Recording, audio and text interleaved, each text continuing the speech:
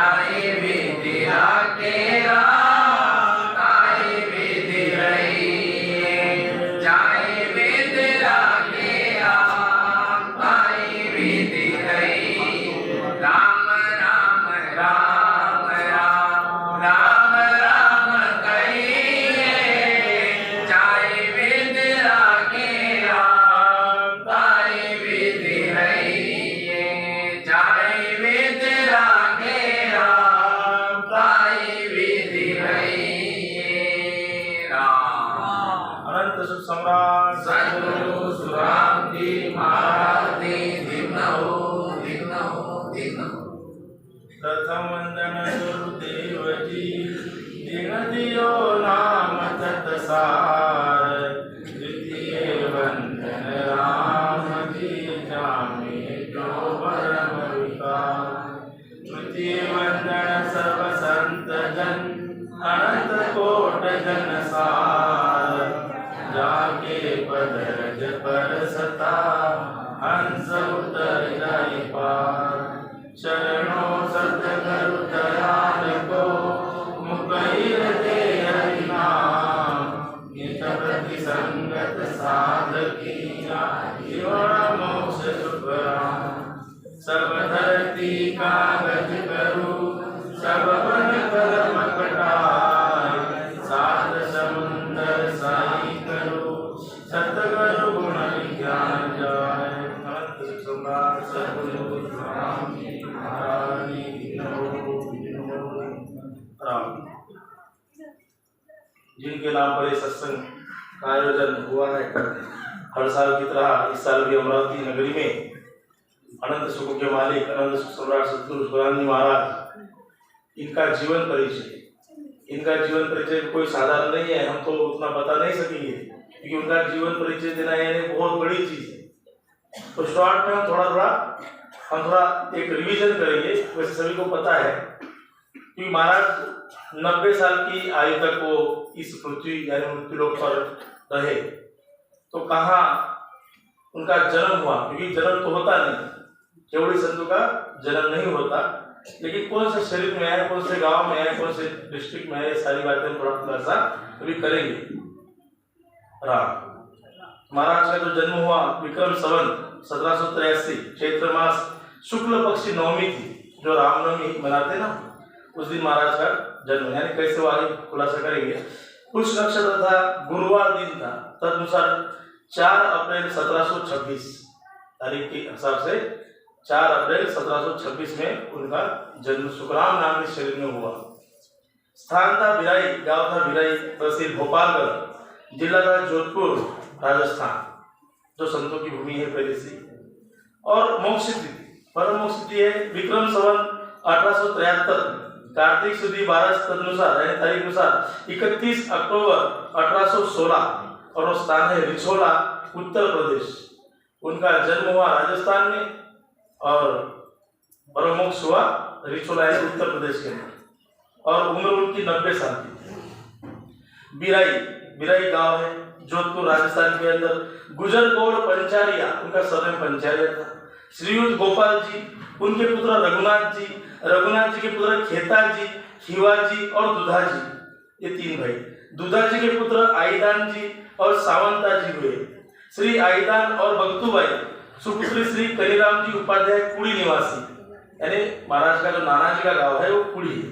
तो जो आईदान जी की पुत्री बंतुबाई थी यानी महाराज की माता जी, जो सुपुत्री कलीराम जी उपाध्याय की लड़की थी, के 2 पुत्र हुए, एक श्री सुखराम जी, दूसरे तुलछा जी।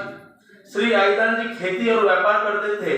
सुखराम जी के जन्म के बारे में प्रचलित है कि वे जब शेष को काल में थे तब प्राय उनकी हांसली उतर जाती थी शरीर की। मेडिकल विज्ञान उसे तब भी नहीं मानता था और अब भी नहीं मानता है। हांसली उतरने से शिशु को बहुत पीड़ा होती थी। गर्दन के आसपास की नाड़ियों में खिंचाव आ जाता था, जिन्हें गांव की स्त्रियां जो इस कार्य में निपुण होती थी वे मालिश कर ठीक कर देती थी। उनके गांव की एक मालिन इस कार्य में बहुत निपुण थी और प्राय वह ही हांसली उतारने पर सुखराम जी का इलाज करती थी। एक सायंकाल सुखराम जी की हांसली उतर गई और वे जोर जोर से रोने लगे, चिल्लाने लगे। संयोग से उस दिन वह निपुण मालिन गांव में नहीं थी। सुखराम जी की माताजी बख्तूबाई ने सोचा कि वह बुढ़िया जैसे गर्दन की नसें मसलती है वह स्वयं ही मसल सकती है। यह सोचकर उन्होंने सुखराम जी की गर्दन की मालिश की। कुछ देर बाद शिशु रोने लगा और शिशु ने रोना बंद कर दिया। बख्तूबाई ने सोचा सुखराम जी को नींद आ गई होगी, परंतु बाद में पता चला कि शिशु चिर निद्रा में सो गया है। शिशु की मृत शरीर को देख घर में कोलाहल मच गया। यह दो प्रकार की किंवदंतियां सुनने पढ़ने में आती है। प्रथम के अनुसार थोड़े समय बाद किसी एक विशिष्ट संस्कारित आत्मा ने शिशु के देह में प्रवेश कर लिया और निर्जीव शिशु के प्राणों में का संचार हो गया।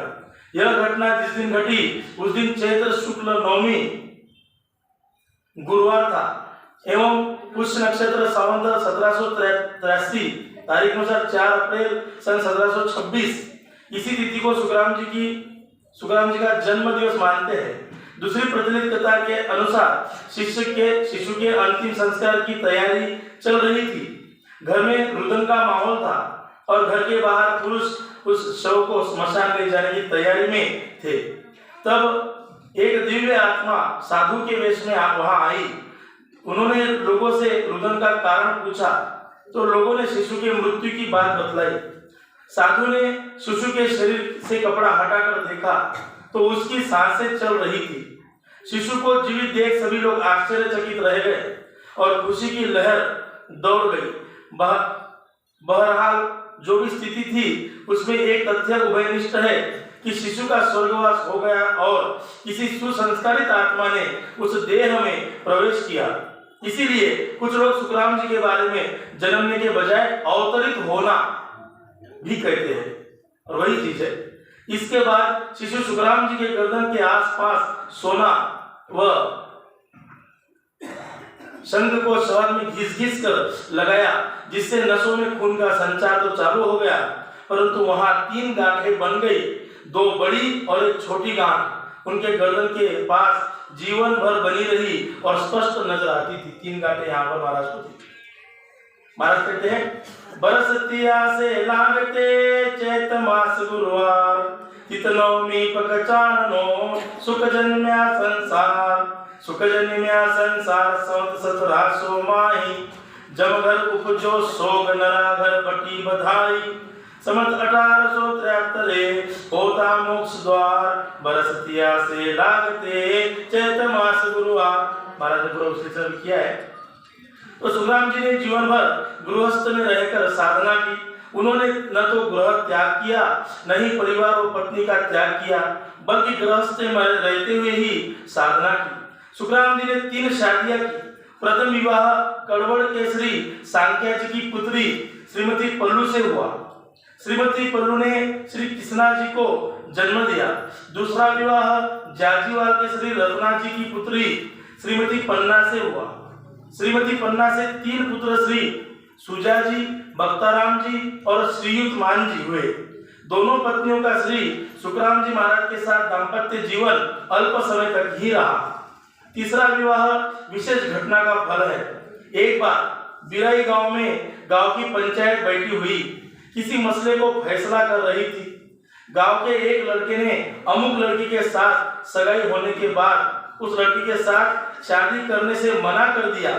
यह बात जब सुखराम जी महाराज के पास पहुंची तो सुखराम जी उस लड़के के पास पहुंचे और उसे समझाने का प्रयास किया। सुखराम जी ने उस लड़के से पूछा कि वह उस लड़की से शादी करने के लिए मना क्यों कर रहा है। तो लड़के ने जवाब दिया कि लड़की कुरूप है, यानी देखने में अच्छी नहीं है, दिखने में सुंदर नहीं है। सुखराम जी ने उसे बहुत तरीके से समझाया, परंतु वह लड़का नहीं माना। उसने सुखराम जी से कहा कि यदि आपको उस लड़की पर इतनी ही दया आती है तो आप स्वयं ही शादी क्यों नहीं कर लेते। तो लड़के का यह प्रश्न व्यंग भी था, मजाक भी था, लेकिन सुखराम जी ने इस बात को गंभीरता से लेते हुए उस लड़की से शादी कर दी। सुखराम जी की तीसरी पत्नी शरीर से ही कुरूप नहीं थी, बल्कि स्वभाव से भी निष्ठुर व कलह प्रिय और क्रोधी थी। वह सुखराम जी की साधना की प्रवृत्तियों का विरोध करती थी, उनमें विघ्न डालती। सुखराम जी अपनी साधना में लीन रहते, अपने ज्ञान का प्रचार प्रसार करते। आसपास के गांव के लोग उनसे ज्ञान चर्चा करने, सत्संग करने, साधना सीखने आते। सत्संगी भाई सुखराम जी के घर आते तो सुखराम जी की पत्नी उनसे नाराज और कुपित होती थी और उनको अपशब्द कहती थी। उन्हें भोजन कराना तो दूर की बात है, पानी भी नहीं पिलाती थी। प्राय लोगों से कहती कि तुम तो सभी निकम्मे हो, तुम्हारे पास कोई काम धंधा नहीं है, यहाँ चले आते हो, हमें कमाकर खाने भी नहीं देते। पत्नी के द्वारा खाना नहीं बनाकर देने की स्थिति में सुखराम जी वह उनके सहयोगी को अलग चूल्हे पर भोजन बनाते, खाते और भक्ति में मगन रहते। किंतु उस कलह प्रिय स्त्री को यह भी अच्छा नहीं लगता था और जहाँ चूल्हा जलता था उसमें पानी डाल देती थी। सुखराम जी ऐसी स्थिति में प्राय कहते हैं कि यह यमराज की भेजी हुई है, ये विघ्न डालना इसका काम है। वे इन परिस्थितियों में भी अविचलित रहते थे। तो महाराज का तो यहाँ तक जो परिचय हुआ, इसमें हमको यह दिखता है, हम तो बहुत बार हमारे पर्सनल लाइफ में, पर्सनल जीवन में बहुत तकलीफ में आ जाते हैं। एक ही पत्नी है महाराज यहाँ तो बहुत वो भी तकलीफ देने वाली थी, वो भी हम की बेजोड़ी थी। फिर भी महाराज ने कलह प्रिय जीवन को त्याग करते हुए अपना भजन, अपनी भक्ति चालू रखी। बहुत बार ऐसा होता है सबके लाइफ में, लेकिन हमको प्रेरणा मिलती है जब महाराज का जीवन परिचय हम पढ़ते हैं तब। तो महाराज के जीवन में 4 गुरु का स्थान बताया है। वो 4 गुरु कैसे हुए? सबसे पहले जो जब अपने नानी जी के गांव थे, वहां उनका मन बहुत रमता था। उनको गेबाऊ एक आकाशवाणी हुई, आवाज आया, उनको भी प्रथम गुरु माना गया है।